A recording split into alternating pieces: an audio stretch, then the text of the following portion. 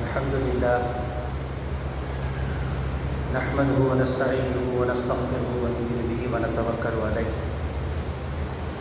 ونعوذ بالله من شرور انفسنا ومن سيئات اعمالنا من يهده الله فلا مضل له ومن يضلل فلا هادي له ونشهد ان لا اله الا الله وحده لا شريك له ونشهد ان سيدنا محمدا عبده ورسوله. أما بعد فقد قال الله تعالى في محكم التنزيل: أعوذ بالله من الشيطان الرجيم بسم الله الرحمن الرحيم ويوم تشقق السماء بالغمام ونزل الملائكة تنزيلا. قال النبي صلى الله عليه وسلم: خير الكلام كتاب الله وخير الهدي هدي محمد صلى الله عليه وسلم. صدق الله العظيم صدق النبي الكريم. ربي أوزعني أن أشكر نعمتك التي أنعمت علي. اللهم اغفر شيوخنا ولجميع الحاضرين برحمتك يا أرحم الراحمين.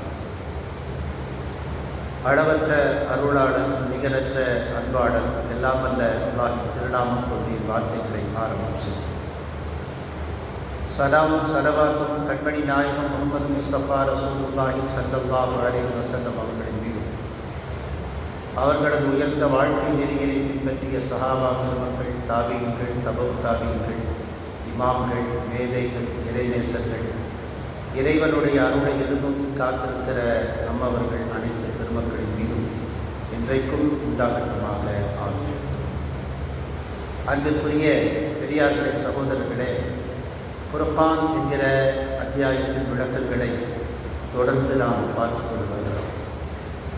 அந்த வரிசையில் இன்றைக்கு ஒரு சில வசனங்களுக்கான விளக்கங்களை இன்ஷா அல்லாஹ் பார்க்கிறோம்.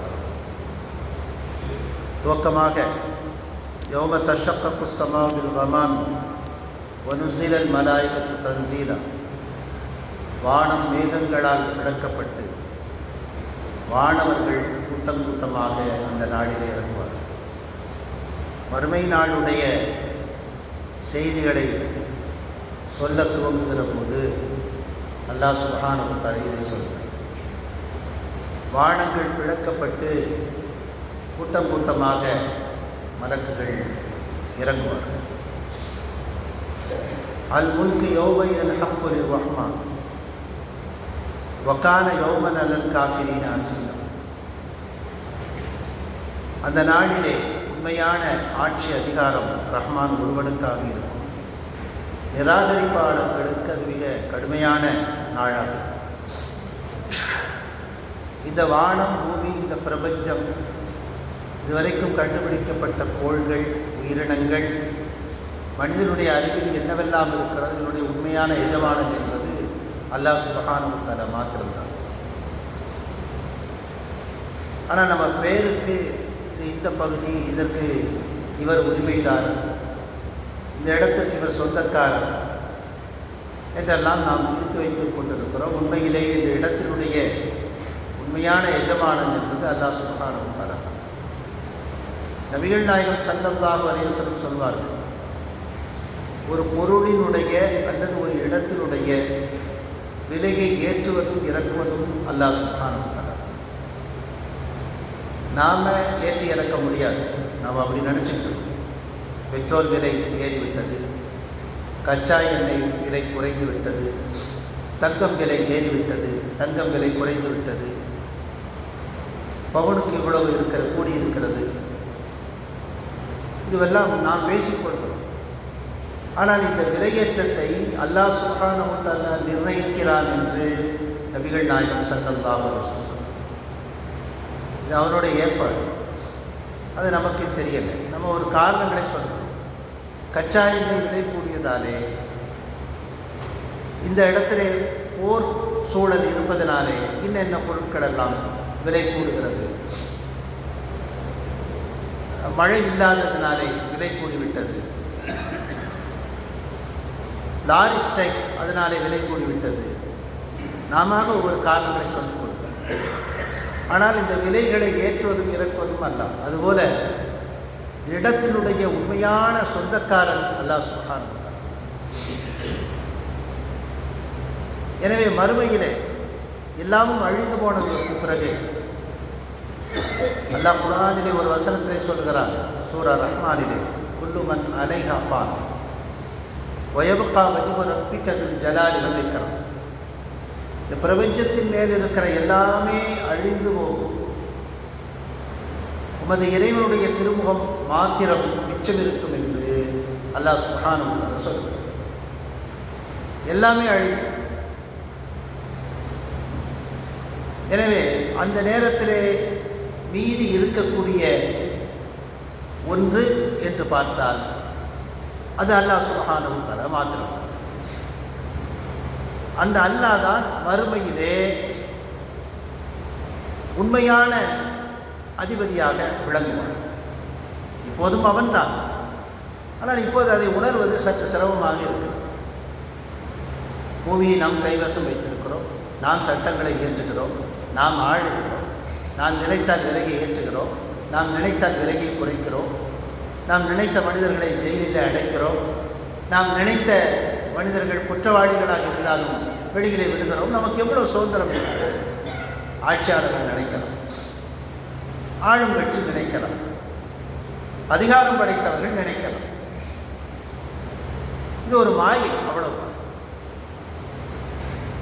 ஆனால் எல்லாமே அழிந்து போனதற்கு பிறகு அது ஒத்துக்கொண்டுதான் ஆக வேண்டும், வேறு வழி இல்லை. அந்த நேரத்தில் தான் இறைவனை நிராகரித்த அந்த மக்களுக்கு உண்மையில் மிக கடுமையான நாளாகும். அவர்களுக்கு புகலிடம் இருக்காது, பேச வாய்ப்பு இருக்காது, எதையும் யோசிக்க தோணாது, தப்பிச் செல்ல முடியாது, எந்த முகாந்திரமும் கிடையாது. வயௌம யுஅர்து ஸாலிமு அலா யதைஹி யகூலு யா லைத்தனி இத்தஹதது மிர் ரசூல் சபீலா. அந்த நாளில் அநியாயக்காரர்கள் தங்கள் 2 கைகளையும் கடித்து கொண்டு, ஐயோ, நபியின் நேரான வழியை நான் பின்பற்றி இருக்க வேண்டாமா என்று தங்களை தாங்களே கேட்டுக்கொள்வார்கள், அங்கலாய்த்துக் கொள்வார்கள்.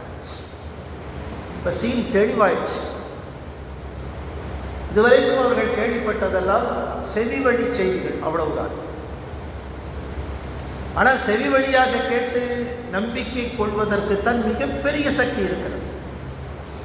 நபிகள் நாயகம் ஸல்லல்லாஹு அலைஹி வஸல்லம் சஹாபாக்கிட்ட கேட்டாங்க, யாருடைய ஈமான் வலிமையானது, பலமானது? யார சொல்லதான் தங்களுடைய ஈமான். நான் இறைவனை பார்த்திருக்கிறேன், இறைவனிடம் எனக்கு செய்திகள் வருகிறது, நான் இவற்றை நம்புவதில் என்ன ஆச்சரியம்? அப்படியானால் நாங்கள் உங்கள் தோழர்கள், நீங்கள் என்னோடு இருக்கிறீர்கள், எனக்கு வகி இறங்குவதை பார்க்கிறீர்கள், உங்களது ஈமான் இப்படி மிகச்சிறப்பாக இருக்கிறது. அப்போது யாருடைய ஈமான் பலமானது? பின்னர் ஒரு கூட்டம் வரும், அல்லாவை பார்த்திருக்க மாட்டார்கள், கேள்விப்பட்டு மட்டும் இருப்பார்கள். என்னை பார்த்திருக்க மாட்டார்கள், என்னை கேள்விப்பட்டிருப்பார்கள். உங்களை பார்த்திருக்க மாட்டார்கள், உங்களை கேள்விப்பட்டிருப்பார்கள். ஆனால் நம்பிக்கை கொள்வார்கள். அவர்களது நம்பிக்கை தான் ஆழமானது, பலமானது என்று நபிகள் நாயகம் ஸல்லல்லாஹு அலைஹி வஸல்லம். எனவே மறுமையை குறித்து இதுவரை கேள்விப்பட்டதெல்லாம் செவிவழி செய்திகள்.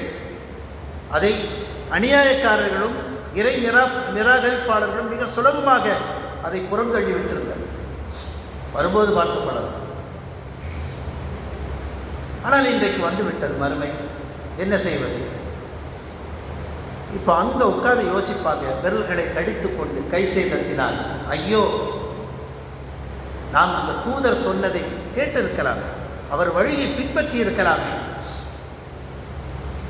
என்று யோசிக்க. ஆனால் இந்த யோசனை எந்த பலனையும் கொடுக்காது. நபிகள் நாயகம் ஸல்லல்லாஹு சொல்லுவாங்க, மனிதன் உறங்கிக் கொண்டிருக்கிறான், மரணத்தின் போது விழிக்கிறான். நாமெல்லாம் இப்போ உறங்கிக் கொண்டிருக்கிறோம், உண்மையை பற்றிய விழிப்பு நமக்கு இல்லை. ஆனால் எப்போது விழிக்கிறான்? மரணம் என்று ஒன்று அவனை நெருக்குகிற போது, இதுதான் உண்மை என்று அவனுக்கு விழிப்பு வருகிறது. ஆனால் அந்த விழிப்பு பயனற்றது, அது எந்த பிரயோஜனத்தையும் தருவதில்லை. அதற்கு பிறகு, உயிர் போனதற்கு பிறகு தொண்டைக்குழி வரைக்கும் உயிர் வந்ததற்கு பிறகு தௌபா ஏற்றுக்கொள்ளப்படுவதில்லை என்று நபிகள் நாயகம் ஸல்லல்லாஹு அலைஹி வஸல்லம். எவ்வளவு காலம்? 70 ஆண்டுகள்.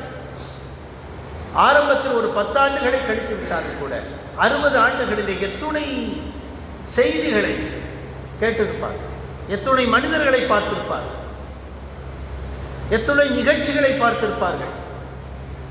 அல்லாஹ் சுப்ஹானஹு தஆலா ஒரு மனிதனுக்கு தன்னுடைய நினைவூட்டலை வழங்காமல் எந்த நாளையும் கடத்துவதில்லை. நாம் தான் அதை பார்ப்பதில்லை. அதிகமான முறைகள் நினைவூட்டலை கொடுத்து கொண்டே இருக்கிறான். நான் இருக்கிறேன் என்பதை நினைவுபடுத்திக் கொண்டே இருக்கிறான். நாம் பார்க்கிற ஆகாயம், நாம் நடக்கிற பூமி, நாம் சுவாசிக்கிற காற்று, நாம் உண்ணுகிற உணவு செரித்து கழிவாக சக்தியாக மாறுகிற இந்த செயல், இது அல்லாஹ்வை நினைவூட்டவில்லையா? பறவைகள், விலங்குகள், தாவரங்கள், செடிகள், கொடிகள், இது எல்லாமே அல்லாஹ்வை நினைவூட்டிக் கொண்டிருக்கிறது. ஆனால் நமக்கு விழிப்புணர்வு இல்லாத காரணத்தினாலே இந்த ரொட்டீன் ஒர்க், அனிச்சை செயல், வழக்கமாக என்ன செய்கிறோமோ அதை செய்யும். வயசானா ஒரு மறதி வரும். அதை எப்படி எதிர்கொள்வது என்று மருத்துவர்கள் சில விஷயங்களை சொல்கிறாங்க. ரொட்டீனாக செய்யாதீங்க. முதல் விஷயம், எதையுமே ரொட்டீனாக செய்யாதீங்க. உதாரணமாக பள்ளிவாசலுக்கு ஒரு வழியாக போனால் அதே வழியில் போகக்கூடாது, மாற்றி போகணும். சட்டை பொத்தானை மேலிருந்து மாட்டிக்கொண்டே வந்தோம் என்றால் இனிமேல் கீழிருந்து மாட்ட வேண்டும். சின்ன சின்ன மாற்றங்கள். செருப்பு ஒரு இடத்துல கழற்றினால் இந்த முறை வேறு இடத்துல கழட்ட வேண்டும். வேறு இடத்துலன்னா பள்ளிவாசல், வீட்டில் பயமாக இருக்கு. இப்படி சின்ன சின்ன மாற்றங்களை கொண்டு வருகிற போது உங்கள் மூளை வேலை செய்கிறது. அனிச்சையாக செய்கிற போது மூளை ஏற்கனவே பழக்கப்பட்டு விட்ட காரணத்தினாலே அது அதற்கு பழகி விடுகிறது. எனவே மறதி வந்து விடுகிறது என்று எழுதுகிறார்கள். நபிகள் நாயகம் ஸல்லல்லாஹு அலைஹி வஸல்லம் சொன்னாங்க, பெருநாளைக்கு நீங்கள் பள்ளிவாசலுக்கு வருவதாக இருந்தால் ஒரு வழியாக சென்று இன்னொரு வழியாக வாருங்கள் என்றார். எல்லா ஆரோக்கியத்திற்கும் நபியுடைய மொழிகளிலே ஏதேனும் ஒரு குறிப்பு காணப்படாமல் இருப்பதில்லை. ஏதேனும் ஒரு சின்ன தகவல் இருக்கும். சையதுனா இக்ரிமா ரலியல்லாஹு அன்ஹு சொல்றாங்க, அல்லாஹ் சுப்ஹானஹு தஆலா மனிதனுடைய படைப்பை பற்றி ஒரு வசனத்தில் சொல்கிறார். குழந்தை பருவம், பிறகு வாலிப பருவம், எதையும் அறியாத குழந்தை பருவம், பிறகு வாலிப பருவம், பிறகு எல்லாவற்றையும் அறிந்த பிறகு மறந்திருக்கிற முதுமை பருவம். குழந்தை பருவத்தில் ஒன்றும் தெரியாது. முதுமை பருவத்திலே ஏற்கனவே தெரியுமானால் இப்போது தெரியாது. இப்படி பருவங்களில் அல்லாஹ் மனிதர்களை வளர்க்கிறான், படைக்கிறான் என்று இந்த வசனத்திற்கு ஹஜ்ரத் இக்ரிமா ரலியல்லாஹு அன்ஹு சொல்லும்போது, யார் குர்ஆனுடைய தொடர்போடு இருக்கிறார்களோ அவர்களுக்கு இந்த மறதி வருவதில்லை என்று எழுதுகிறார்கள். முதுமையில் ஏற்படக்கூடிய மறதி வராமல் இருக்க வேண்டும் என்று சொன்னால் குர்ஆனுடைய தொடர்பு இருக்க வேண்டும். ஒரு பக்கமாவது வாசிக்க வேண்டும், அதன் கருத்துக்களையாவது சிந்திக்க வேண்டும். குர்ஆனுடைய தொடர்பு இருக்க வேண்டும். குர்ஆன் இந்த சமுதாயத்திற்கு வழங்கப்பட்ட மிகப்பெரிய பொக்கிஷம். குர்ஆன் மூமின்களை உயர்த்துகிறது. தனிப்பட்ட முறையிலும் சமுதாய ரீதி, தனிப்பட்ட முறையிலும் சரி, சமுதாய ரீதியிலும் சரி, ஒரு உயர்வுக்கு காரணம் இந்த வேதம் தான். சஹாபாக்கள் எப்படி இருந்தார்கள்?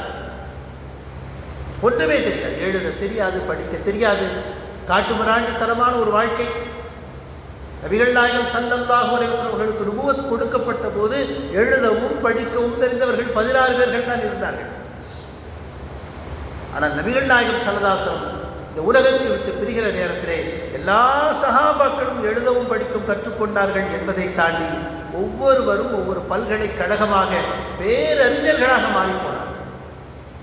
குர்ஆனுடைய கலையை, ஃபிக்ஹ் என்கிற மார்க்க கலையை, மசாலாக்களை, சட்டங்களை, சட்ட நுணுக்கங்களை தெரிந்தவர்களாக, பரப்பக்கூடியவர்களாக மாறிவிட்டார்கள். இந்த மாபெரும் மாற்றத்தை கொடுத்தது குர்ஆன் தான். உமர் இப்னு கத்தாப் ரலியல்லாஹு அன்ஹு மிகச்சிறந்த ஆட்சியாளர் என்று இன்றைக்கு பேசுகிறோம். ஆனால் அவர்களுக்கு ஒட்டகத்தை சரியாக மேய்க்க தெரியாது என்று உடைய அத்தா சொல்லுவார். ஒட்டகம் மேய்க்க லாயக்கற்றவன் என்று தந்தையால் திட்டப்பட்டவன். ஓட்டிக்கொண்டு செல்கிற ஒட்டகத்தை ஒழுங்காக வீடு கொண்டு சேர்க்க தெரியாது. அப்படிப்பட்டவர்கள் தான் உமர். அதுக்கு பிறகு என்ன பெரிய மாற்றம், எவ்வளவு மாற்றம்! காரணம் இந்த குர்ஆன். கவிக்கோ அப்துல் ரஹ்மான் அழகாக சொல்வார்கள், புதையலின் மேலிருந்து கொண்டு பிச்சை எடுக்கிற சமுதாயம். குர்ஆன் நமக்கு வழங்கப்பட்ட மாபெரும் புதையல். ஆனால் கருத்துக்களுக்கும் சித்தாந்தங்களுக்கும் அரசியல் தலைமைக்கும் வழிகாட்டுதலுக்கும் நம் பிறரிடத்திலே கையேந்தி கொண்டிருக்கிறோம். நம்மிடத்தில் இருக்குது. மிகப்பெரிய சித்தாந்தங்கள் இருக்கிறது, வாழ்க்கை வழிகாட்டி இருக்கிறது, உடலுக்கும் ஆன்மாவிற்கும் மருந்து இருக்கிறது. ஷிஃபாஉல் லின்னாஸ் அல்லாஹ் சுப்ஹானஹு வ தஆலா சொல்கிறான், இது மருந்து என்று சொல். குர்ஆன் ஒரு மருந்து, வெறும் வழிகாட்டி மட்டுமல்ல. குர்ஆன் இரண்டு பக்கங்கள், ஒரு நாணயத்தினுடைய இரண்டு பக்கங்களைப் போல. ஒரு புறம் அது வழிகாட்டினால், இன்னொரு புறம் அது மருந்து. மருந்து என்று ஏற்றுக்கொண்டு வழிகாட்டுதலை விட்டுவிட்டால் பாதி ஏற்றுக்கொண்டிருக்கிறோம் என்று அர்த்தம். இல்லை, வழிகாட்ட மட்டும்தான் அது அருளப்பட்டிருக்கிறது, அது மருத்துவத்திற்கு இல்லை என்று சொன்னால் குர்ஆனை நாம் இன்னும் முழுமையாக விளங்கவில்லை என்று அர்த்தம். இயல்பாகவே நபி விளங்கிய அளவிற்கு நாம் யாருமே விளங்க முடியாது. சஹாபாக்கள் கூட விளங்க முடியாது. சஹாபாக்கள் குர்ஆனிலே ஏற்படுகிற சந்தேகங்களை கேட்டிருக்கிறார்கள். வெள்ளை கயிறு கருப்பு கயிறு, கருப்பு கயிறு வெள்ளை கயிறாக மாறுகிற வரைக்கும் உண்ணுங்கள் பருகுங்கள் என்று நோன்பு தொடர்பான ஒரு வசனம் இறங்குகிற போது பல சஹாபாக்கள் தங்கள் தலையணைக்கு கீழே கருப்பு கயிறையும் வெள்ளை கயிறையும் வைத்து பார்த்து பார்த்து ஏமாந்து விடிகாலை வரைக்கும் உண்டவர்கள் இருக்கிறார்கள். தெரியல கருப்பு கயிறு எப்படி வெள்ளை கயிறாக மாறும். அரபி மொழி படித்தவர்கள், அரபியை தாய்மொழியாக கொண்டவர்கள், நபியோடு இருக்கக்கூடியவர்கள், அந்த குர்ஆனுடைய அது சொல்ல வருகிற கருத்து அவர்களுக்கு புரியவில்லை. அதிகாலை தொழுகைக்கு பிறகு நபியிடத்திலே சென்று கேட்டதற்கு பிறகுதான் கயிறு என்றால் கயிறு என்று அர்த்தம் கொள்ளக்கூடாது, அது மேகத்தை குறிக்கிறான், வானத்தை குறிக்கிறது. அந்த வானம் இருள் நீங்கி வெண்மை படர்கிற வரைக்கும் நீங்கள் உண்ணுங்கள் பருகுங்கள் என்று அல்லாஹ் சுப்ஹானஹு வ தஆலா சொல்கிறான் என்று அதற்கு விளக்கம் கொடுக்கிறான். இப்படி தெளிவாக அடையாளம் காணப்பட முடியாத பல்வேறு வார்த்தைகள் குர்ஆனிலே இருக்கிறது. ஆனாலும் பொதுவாக அது ஒரு மிகப்பெரிய வழிகாட்டியாக இருக்கிறது. அந்த வழிகாட்டி கொண்டு வந்த முஹம்மது ஸல்லல்லாஹு அலைஹி வஸல்லம் பின்பற்றாமல் நாம் விட்டுவிட்டோமே என்று தங்கள் விரல்களை கடித்து கொண்டு அவர்கள் அங்கலாய்த்து கொண்டிருப்பார்கள். யா வைலத்தா லைத்தனி லம்மத்தஹது ஃபுலானன் ஹலீலா, என் துக்கமே, பாவம் செய்யும்படி தூண்டிய இந்த மனிதனை நான் என் நண்பனாக ஆக்கிவிடாமல் இருந்திருக்க வேண்டுமே. பல நேரங்களில் நாம் கெட்டுப்போடுவதற்கு நட்பு தான் காரணம். நமக்கே தெரியாது, அவர்களுக்கும் தெரியாது. நமக்கு தெரியாதுங்கிறது சுவராசியம் இல்லை, நம்முடைய நண்பர்களுக்கே தெரியாதான். நாம் அவர்களை அகர குழிக்குள்ளே கீழே இறக்குகிறோம் என்று தெரியாது. பொறாமைக்கார் அவர்களுக்கே தெரியாமல் பொறாமை இருக்கும், அவர்களுக்கே தெரியும். அவர்கள் நம்ம நல்லது நினைக்கிறோன்னு நினைப்பாங்க, நம்முடைய நண்பனுக்கு நன்மையை நினைக்கிறோன்னு நினைப்பாங்க. அவங்களுக்கு அது ஜட்ஜ் பண்ண தெரியாது, கைட் பண்ண தெரியாது, வழிகாட்ட தெரியாது. நட்பு மட்டும் இருக்கிறது, நட்பு பரிசுத்தமாக இருக்கிறது, அது ஓகே. ஆனால் வழிகாட்ட தெரியாது. ஆனால் நாம் என்ன நினைத்துக்கிறோம், அந்த நட்பு உண்மை என்கிற அந்த ஒற்றை காரணத்திற்காக காலமெல்லாம் கடைசி வரைக்கும் கிடக்கும். சில பேர் பாருங்கள், எல்கேஜியில் ஆரம்பித்து கபர் வரைக்கும் ஒன்று போல இருப்பாங்க. அந்த செட்டப் மாறவே மாறாது. அது ஒரு பய உணர்ச்சி. இன்னொரு நட்பு குழுவை உருவாக்கி அதை எதிர்கொள்வதற்கான மனநிலை இவர்களுக்கு கிடையாது. புதுசாக பழக மாட்டாங்க, அது ஒரு தயக்கம் இருக்கும். அதனால் என்ன, புதிய புதிய விஷயங்கள் அவர்களுக்கு கிடைக்காமல் போய்விடும். சமயங்களிலே நல்ல விஷயங்களில் வழிகாட்டுதல் கிடைக்காமல் போய்விடும். தன்னோடு பழகியவன் தன்னை போலத்தானே இருப்பான்.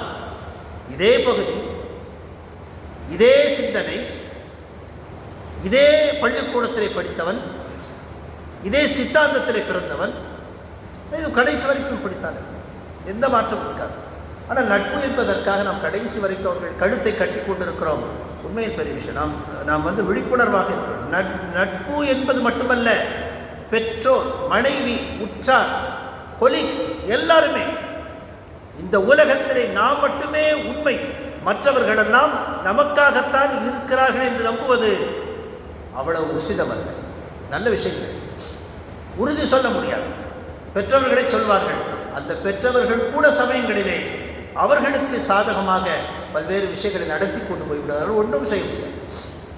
அவர்களது வசதிக்காக தங்கள் குழந்தைகளை படிப்பை தடை செய்து வேலைக்கு அனுப்பக்கூடிய எத்தனை பெற்றோர்களை நாம் பார்க்கிறோம். கொஞ்சம் தியாகம் செய்து அந்த குழந்தைகளை நன்றாக உருவாக்க வேண்டும் என்று சிந்திக்கிற பெற்றோர்களாக குறைவு. நாம் இன்றைக்கு கஷ்டப்படக்கூடாது, ஒரு பிள்ளை நமக்கு உதவியாக இருக்கட்டும் என்று சொல்லி அவருடைய எதிர்காலத்தை நசுக்குகிற எத்தனையோ பெற்றோர்கள் இருக்கிறார்கள். இமாம் அபு ஹனீஃபா ரஹ்மத்துல்லாஹி அலைஹி அவர்களுக்கு 2 மாணவர், அபு யூசுப், முஹம்மத், 2 பேரும் அவருடைய கருத்துக்களை, அவருடைய தாட்ஸ், சிந்தனைகளை இந்த உலகத்துக்கு பரப்பிய முக்கியமான மாணவர்கள் 2 பேர். முகமது ரஹ்மத்துல்லாஹி அலைஹி இவங்களுடைய கிளாஸில் வந்து உட்கார்றாங்க. ரொம்ப அறிவு தீட்சன், ஆனால் சில நாட்கள் காணலை, என்னான்னு வீடு தேடி போகிறாங்க. அவர்கள் துணி துவைக்கிற குடும்பத்தை சார்ந்தவர்கள், டோபி. அவங்க அம்மா இந்த குழந்தைய டெய்லி துணி துவைக்கிறதுக்காக கூட்டு போகிறாங்க. சொன்னாங்க, அவங்க இமாம் அபு ஹனீஃபா அவங்க அம்மாட்ட போய் பேசுகிறாங்க, நல்ல பிள்ளைய இது மாதிரி நீங்கள் வேலைக்கு கூப்பிட்டு போகிறீங்களே, ரொம்ப புத்திசாலியான பிள்ளையாச்சே, மர்சாக்கு அனுப்புனா என்ன, மர்சாக்கு அனுப்புனா குடும்பத்தை யார் பார்த்துக்கிறது, உண்மையிலே கஷ்டம். 2 அணா வேணும், டெய்லி 2 அணா இருந்தால் தான் குடும்பத்தை கொண்டு போகும். அபு ஹனீஃபா ரஹ்மத்துல்லாஹி அலைஹி சொன்னாங்க, உங்களுக்கு 2 அணா தானே பிரச்சனை, நான் தருகிறேன், தினமும் 2 அணாவை உங்கள் மகன் கையில் கொடுத்து விடுகிறேன், பிள்ளையை மதரசாவிற்கு அனுப்புங்கள் என்று அழைத்து வந்து அவர்களுக்கு கல்வி போதித்து இன்றைக்கு ஹனஃபி மதுஹபினுடைய மிக முக்கியமான சட்டங்களை சொல்லக்கூடிய இடத்திலே இமாம் முஹம்மது ரஹ்மத்துல்லாஹி அலைஹி இருக்கிறார். இந்த அபு ஹனீஃபாவிற்கும் முகமது அவர்களுக்கும் என்ன உறவு? ஆசிரியர் மாணவர் என்கிற உறவை தாண்டி என்ன இருக்கிறது? அந்த பெற்றோர்களுக்கு உண்மையில் ஆசை இருந்திருக்கலாம், ஆனால் சூழல் அதற்கு அனுமதிக்கவில்லை. வீட்டு நடப்பிற்காக வேலைக்கு அனுப்புகிறார்கள். இப்படித்தான் உலகத்தில் எல்லா உறவுகளும். நாம் ஒரு கட்டத்திற்கு பிறகு சிந்திக்க வேண்டும், நாம் இந்த உலகத்தில் தனியாகத்தான் வந்தோம், இந்த உலகத்தை விட்டு தனியாகத்தான் செல்ல இருக்கிறது. அல்லாஹ் சுப்ஹானஹு வ தஆலா இந்த உலகத்தில் வாழ்வதற்காக ஒரு சில உறவுகளை தந்திருக்கிறான். ஆனால் அந்த உறவுகள் நிஜம் அல்ல. பெற்றோராயினும், மனைவியாயினும், பிள்ளையாயினும், சகோதரர்களாயினும் ஒரு கட்டத்திற்கு மேலே அவர்களால் உதவி செய்ய முடியாது. எனவே நாம் விழிப்புணர்வோடு இது பார்க்க வேண்டும். யார் எனக்கு நன்மையை சொல்கிறார், யார் என்னை சரியான வழியில் நடத்துகிறார், யார் என்னை தூண்டுகிறார், அமல் செய்ய தூண்டுகிறார், யார் என்னை பாவங்களை விட்டு தடுக்கிறார், யார் என்னை எச்சரிக்கிறார் என்று எடை போட்டு பார்ப்பது ஒவ்வொருவருக்கும் அவசியம். இல்லை என்றால் இந்த அநியாயக்காரர்கள் மறுமையிலே மாட்டிக்கொண்டு சொன்னதைப் போல இந்த பாவம் செய்ய தூண்டிய இவனை நான் என் நண்பனாக ஆக்காமல் இருந்திருக்க வேண்டுமே என்று அங்கே கஷ்டப்பட்டு எந்த பிரயோஜனம் கிடையாது. இப்போதே இந்த கடமை சீர்தூக்கி பார்த்து யாரை வைத்திருக்க வேண்டும், யாரை வைத்திருக்க கூடாது என்கிற முடிவிற்கு நாம் இருக்கணும். அதற்காக அவங்களை வெட்டி விடணுங்கிறதெல்லாம் கிடையாது. இணங்கித்தான் வாழணும். அல்லாஹ் சுப்ஹானஹு வ தஆலா குர்ஆனில் சொல்றான், வலா தத்தஹிதுல் காஃபிரீன அவுலியா, இறை மறுப்பாளர்களை நீங்கள் நேசர்களாக ஆக்காதீர்கள். அதாவது நான் முஸ்லீமை நீங்கள் ரொம்ப நெருக்கமாக வச்சுக்கிடாதீங்கிறாங்க, அதுக்காண்டி வெட்டி விடணும் இல்லை, சுமூகமாக பழகணும். ஆனால் அந்தரங்க காரியதரிசியாக நம்பத்தகுந்த வட்டாரத்தில் அவர்களை வைக்கக்கூடாது என்பது கருத்து. ஆனால் பலரும் அவங்க தான் வச்சுருக்காங்க. அவங்க தான் சொன்னால் கேட்குறாங்க, பிஏவாக வச்சுருக்காங்க, ரொம்ப ரகசியமான கணக்கு வழக்குகளை பார்க்குற இடத்துல அவங்கள வச்சுருக்கிறாங்க, அடுப்படி வரைக்கும் அனுமதிக்கப்பட்ட மனிதர்களாக அவர்களை வைத்திருக்கிறார்கள். அல்லாஹ் குர்ஆனிலே தெளிவாக சொல்கிறான், நீங்கள் உற்ற நேசர்களாக ஆக்காதீர்கள் என்று சொன்னதற்கு பிறகும் அவர்களை வச்சிருக்கிறார்.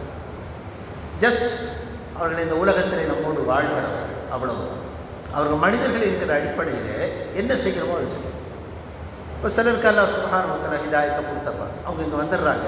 அவங்க கேட்கிற முதல் கேள்வி, நான் என் பெற்றோரை பார்க்கலாமா, பார்க்க வேண்டுமா? சிலர் இப்படி கேட்குறாங்க, பார்க்கலாமா? சிலர் நான் கட்டாயம் பார்க்க வேண்டுமா? இஸ்லாம் சொல்கிறது கட்டாயம் பார்க்க வேண்டும். ஒரு பெற்றோர் என்ற முறையில் அவர்களுக்கு நீங்கள் செய்ய வேண்டிய எல்லா கடமைகளையும் செய்ய வேண்டும்.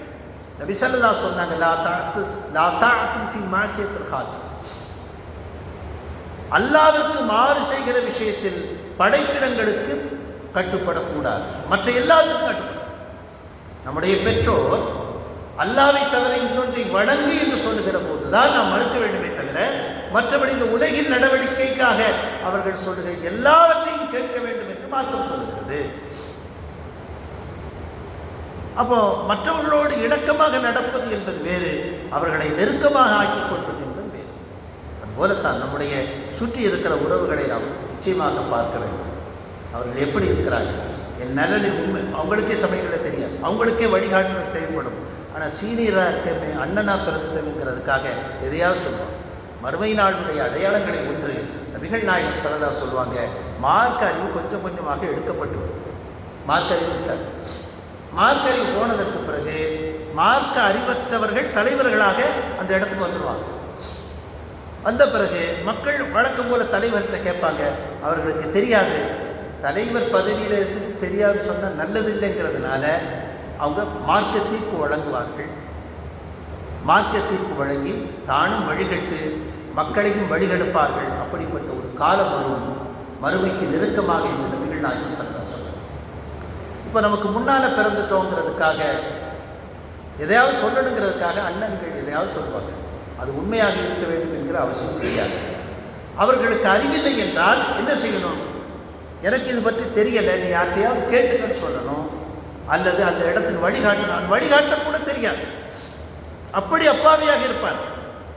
பெரியவர்கள் இருப்பார்கள், பெற்றோர்கள் இருப்பார்கள், சீனியர்கள் இருப்பார்கள், நண்பர்கள் இருப்பார்கள், உறவுகளில் இருப்பார்கள்.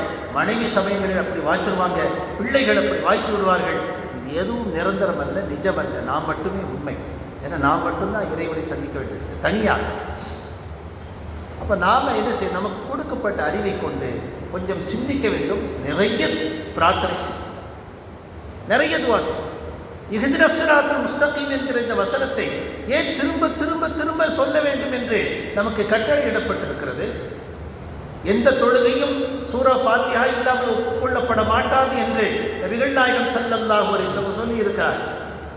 அந்த சூறாவிலே இந்த வசனம் திரும்ப திரும்ப வருகிறது.